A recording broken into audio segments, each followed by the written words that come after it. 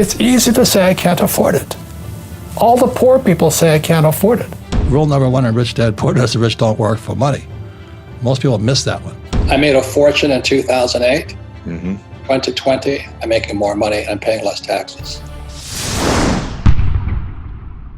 Need motivation? Watch a Top 10 with Believe Nation. Top 10, I got a top 10. Got my motivation high for my top 10. Gotta learn from the wise women and men. All my life, like na na na na. For my top 10, top 10, na na na. This one's for my top 10. Hey, it's Evan Carmichael, and I make these videos because you are probably the most ambitious person in your circle, but you know you're capable of more. And you get that push by surrounding yourself with the best. So today, let's learn from one of the best, Robert Kiyosaki, and my take on his top 10 rules to success. Enjoy. Okay, let's kick it off with rule number one. Figure it out. The reason I say only lazy people use their own money is because it takes much more intelligence to raise capital. And so I've never been able, ever since my rich dad, as a little boy, my rich dad forbade me from ever saying, I can't afford it. He says, figure out how you can afford it. How can you do something? Figure out how you can do something. So over my lifetime, most of the projects I've started, I've never had any money. I like not having money because it forces me to think. I get creative. I have to educate myself. I have to talk to rich guys. Hey, how'd you do this? How'd you do that? How'd you do that? And what has happened to me, I just turned 72, I've never needed money. Because if I need money, I figure out how to raise it. So today you guys have crowdfunding and all that. I don't know what that stuff is.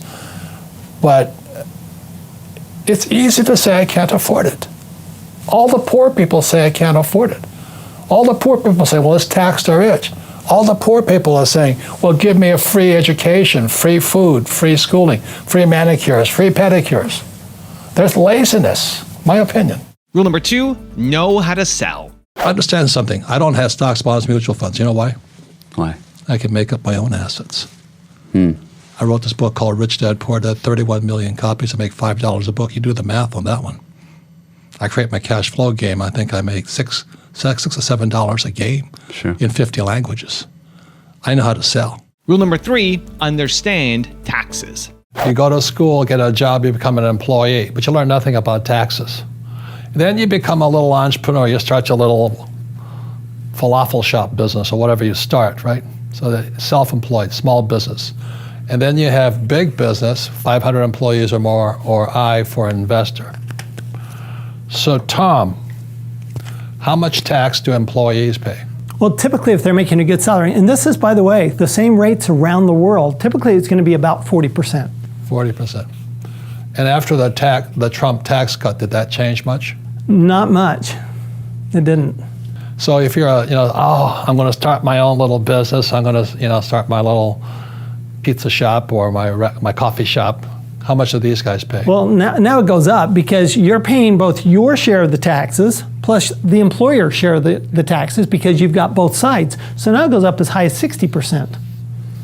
So when you hear a young person, an old guy like me say, I'm going to start my own business, they don't know anything about taxes, do they? No, and in fact, this is the place where people get in trouble because over here, the money's being taken out of your paycheck. But here, you're responsible for your taxes. And so what happens is that you go, let's say you're successful with your pizza shop, right?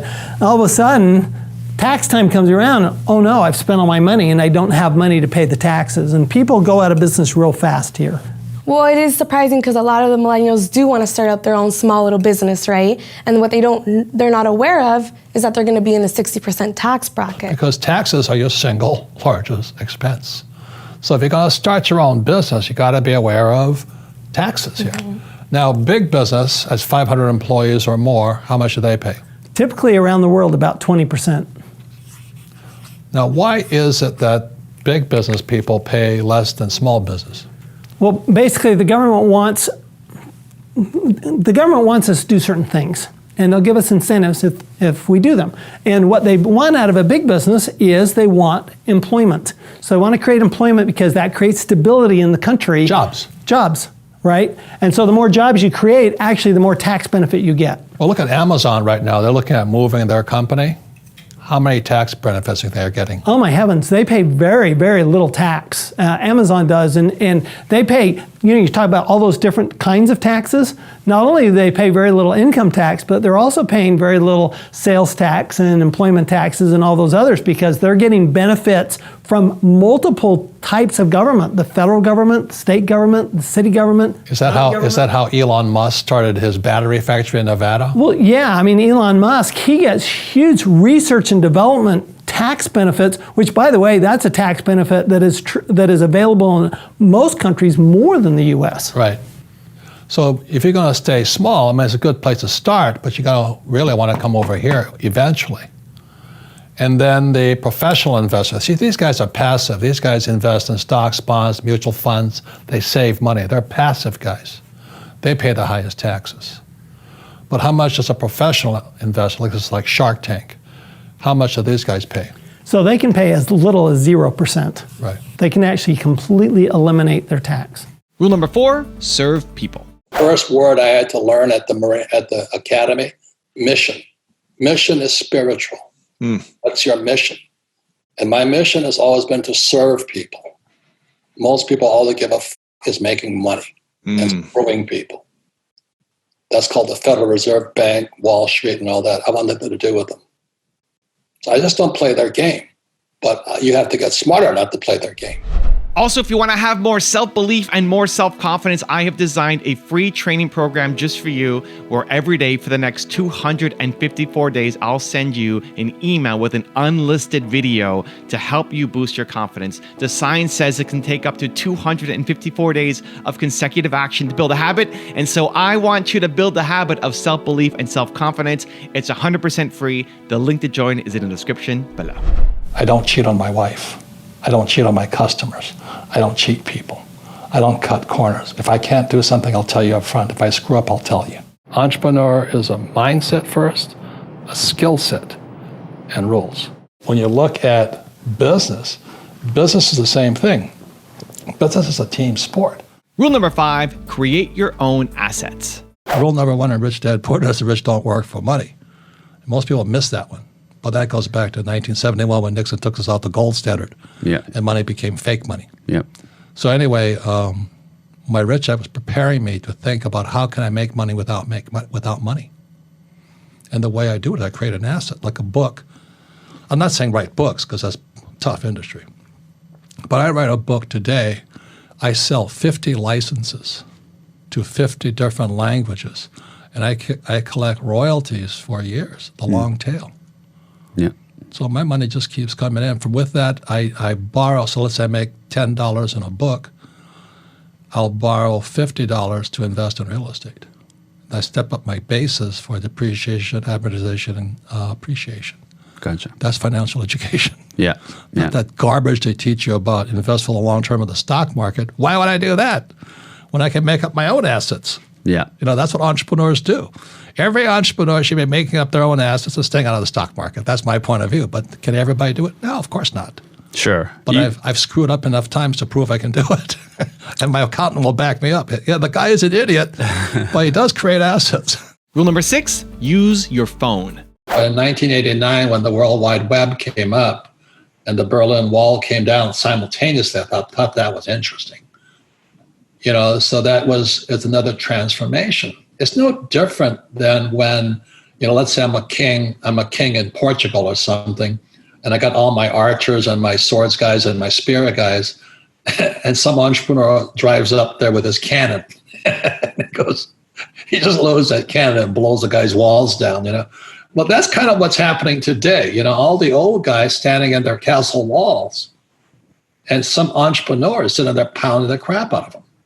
So exactly when I was with Steve Burke of NBC Universal, he was saying the guys, what we're doing, the guys on social media are kicking their butts right now. They don't know what to do. They can't stop us. So that's kind of what I'm talking about. The problem is the average person, because they went to school looking for a job, they can't see what's going on. They're blind.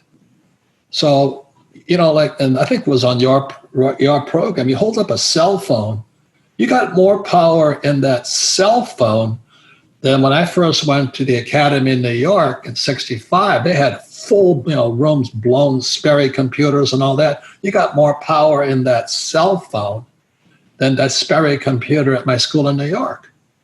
And if you can't make money with that cell phone, hang up the jockstrap, man. Rule number 7, have self-discipline. I made a fortune in 2008.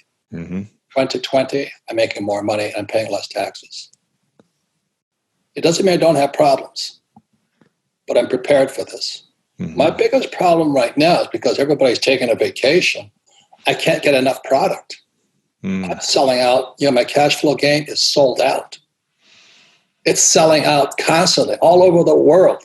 All over the world, I get royalties from my book sales. My book sales are going through the roof right now. So I'm making more money. Information, yeah. There's two kinds of discipline. There's internal or self-discipline, and then there's external discipline. So right now, if the world's kicking your butt, that's external discipline. And if you're self-disciplined, the world's kissing your butt right now. It's up to you. Rule number 8, don't be lazy. My poor dad, my PhD father, he always said to me, he says, I'd be a rich man if I didn't have you kids. And I said, well, Dad, it's not my fault you had kids. I just can't afford it because I have kids. And the more he said that, the angrier I got. So when I met my rich dad at age 9, he says, well, that's why your old man's poor, because he's lazy. He thinks his PhD is going to carry him. He says, everybody can say, I don't have money, I can't afford it. He says, that's why he's poor. He's lazy. But my father kept going back to school, Stanford, University of Chicago, Northwestern. He never learned any of this stuff. They still don't know it because most teachers want a paycheck, pension, and tenure. They want job security. So the mindset is different.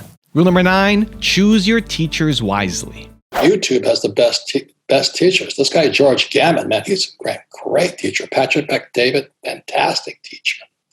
Cardone, fantastic teachers. So choose your teachers wisely. That's what I say, because I have to choose between my rich dad and my poor dad. My poor dad, PhD, poor, helpless, and desperate.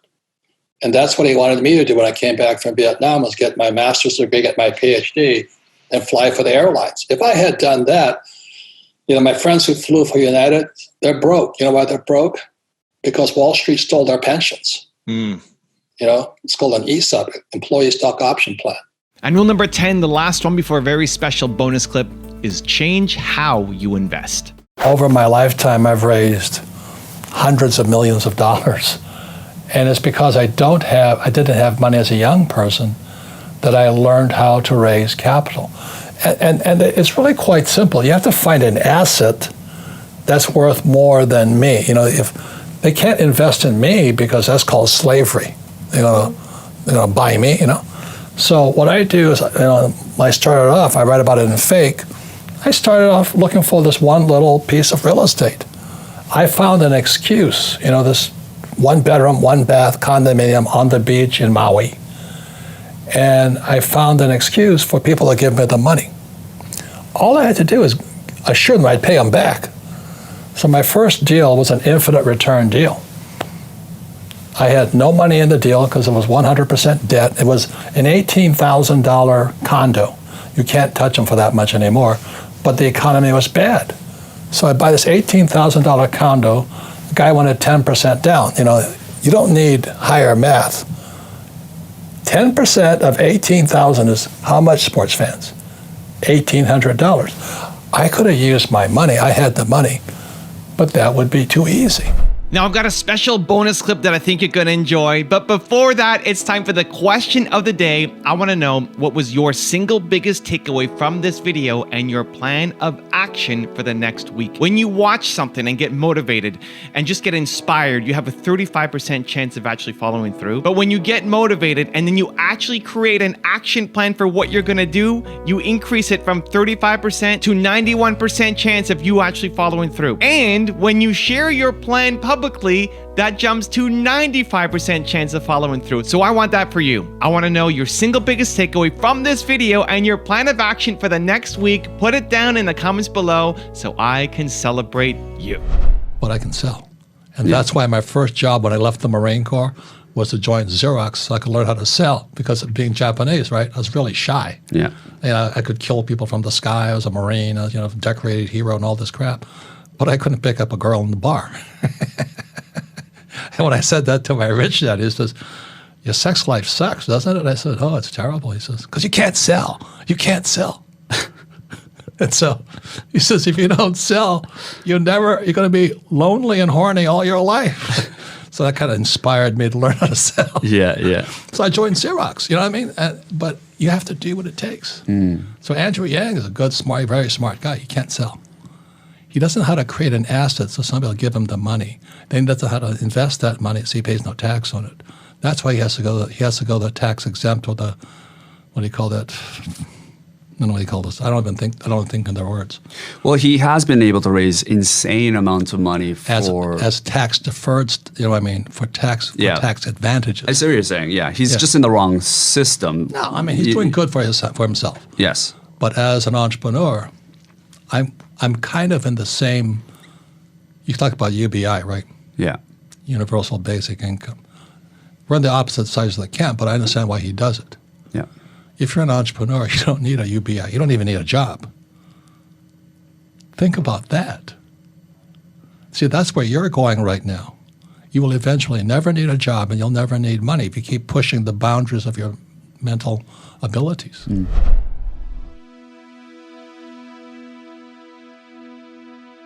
If you want 10 more awesome rules from Robert Kiyosaki, check out the video right there next to me. I think you'll enjoy it. Continue to believe, and I'll see you there. We actually stay small. Kitchen table. And we do keep doing the same thing, but we don't ever try to get big. We got big, but I think we got big by staying small. We did. I mean, our core group is very small.